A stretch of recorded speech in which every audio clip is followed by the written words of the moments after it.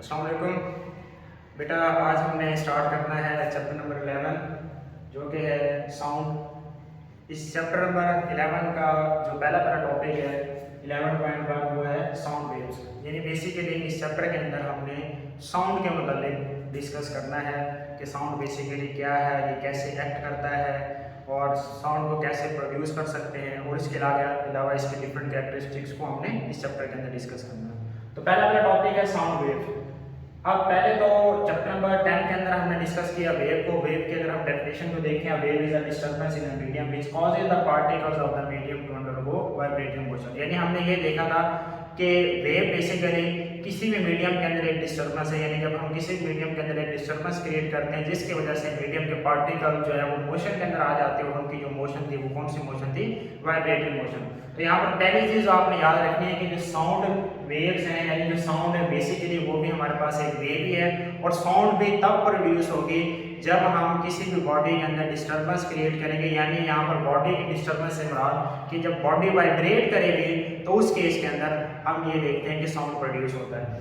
अब इसके कुछ एग्जांपल देख लेते हैं कि सबसे पहले तो आप याद रखना है कि साउंड वेव हमेशा प्रोड्यूस होता है वाइब्रेटिंग बॉडी से। अब इस वाइब्रेटिंग बॉडी को लेकर हम कुछ एग्जांपल देखते हैं। इसमें आपने अगर हम गिटार की एग्जांपल लें तो आपने देखा होगा कि जो गिटार होता है तो उसके कुछ स्ट्रिंग्स होते हैं, नंबर ऑफ स्ट्रिंग्स होते हैं। जब उन स्ट्रिंग्स को हम वाइब्रेट करवाते हैं तो उससे डिफरेंट तरह की साउंड्स प्रोड्यूस की जा सकती हैं। ठीक है, तो वो साउंड जो गिटार है उसके अंदर साउंड प्रोड्यूस होती है due to the vibration of its strings.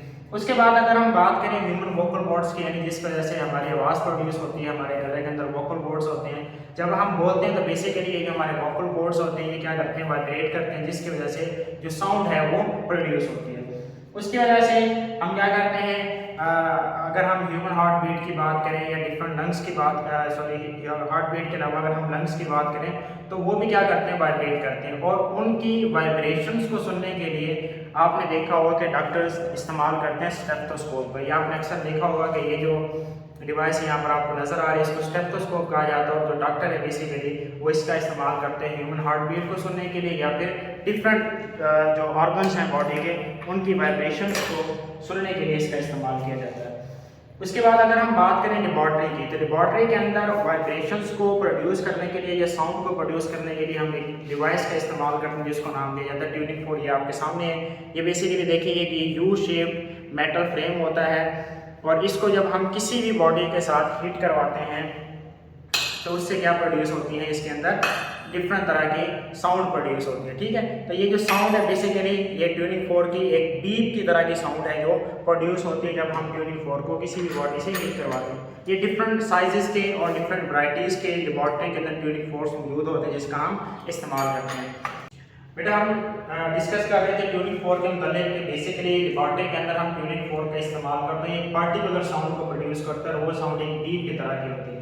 अब हमने ट्यूनिंग फोर्क की वाइब्रेशन को देखना है कि इसमें जो वाइब्रेशन प्रोड्यूस हो रही है वो एक्ट किस तरह से करते हैं। तो उसको देखने के लिए यहाँ पर देखिए ये हमने क्या किया, एक स्टैंड है उसके साथ एक स्ट्रिंग है, स्ट्रिंग के साथ हमने एक बॉब को वर्टिकली प्लेस किया हुआ है। अब ये बॉब रेस्ट कंडीशन के अंदर है।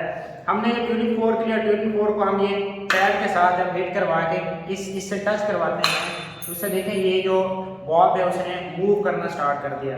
अब ये जो बॉब की मोशन है वो बेसिकली जब इस ट्यूनिंग फोर्क को हमने इस पैड के साथ हिट करवाया तो ये ट्यूनिंग फोर्क वाइब्रेट करने लग गया, और जब इसको हमने इस स्टेशनरी बॉब के साथ अटैच किया तो उससे आपने ये देखा कि जो बॉब है उसके अंदर क्या आ गई है?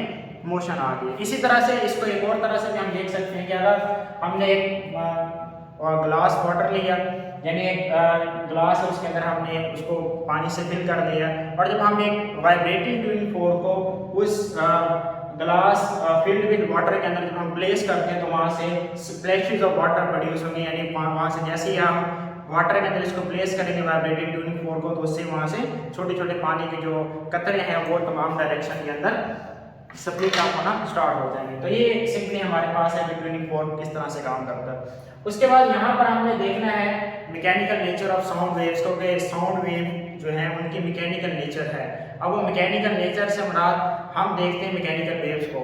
मैकेनिकल वेव्स होते हैं waves with require any medium for their propagation के। मैकेनिकल वेव्स ऐसी वेव्स होती हैं जिनको पास आउट होने के लिए, जिनको गुजरने के लिए हमें एक स्पेसिफिक मीडियम की रिक्वायरमेंट होती है, ठीक है।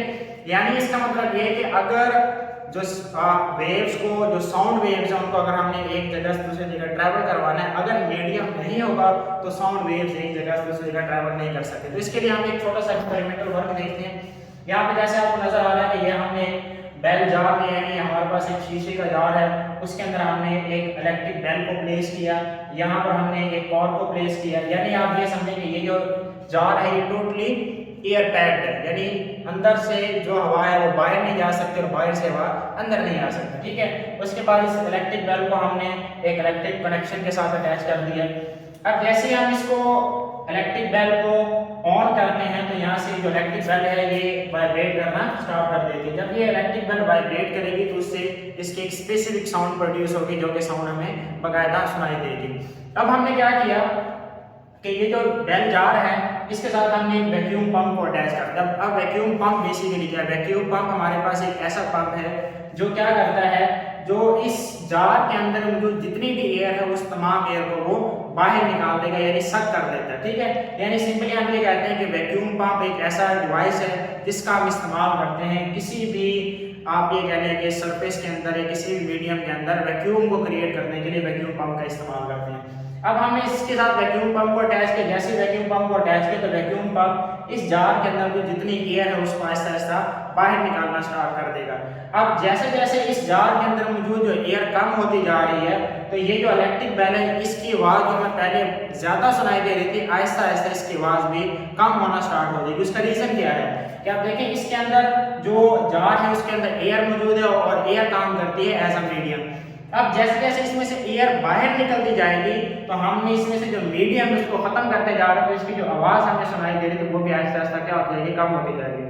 और एक बात ऐसा आएगा कि जब इस जार के अंदर जो जितनी भी एयर है उसके जब हम सारी सारी बाहर निकाल देंगे तो इसके अंदर हम जो ये इलेक्ट्रिक बेल है इसकी आवाज़ भी हमें सुनाई देना बंद कर देगी। अगर हम इसका रिवर्स कर दें, यानी दोबारा से आहिस्ता आहिस्ता स्लोली जो एयर है अगर हम दोबारा इस जार के अंदर फिल करना स्टार्ट कर दें तो इसकी जो साउंड है या इसकी जो आवाज़ है वो आहिस्ता आहिस्ता ग्रो होती जाएगी, बढ़ती जाएगी। और जब इस जार को हम एयर से मुकम्मल तौर पर फिल कर देंगे तो इसकी आवाज़ लाउडली हमें सुनाई देगी। तो इससे हमने ये कंक्लूजन निकाला कि जो साउंड वेव्स हैं वो सिर्फ ट्रैवल कर सकते हैं किसी भी मीडियम के अंदर। मीडियम से मुराद हमारे पास एयर हो सकती है।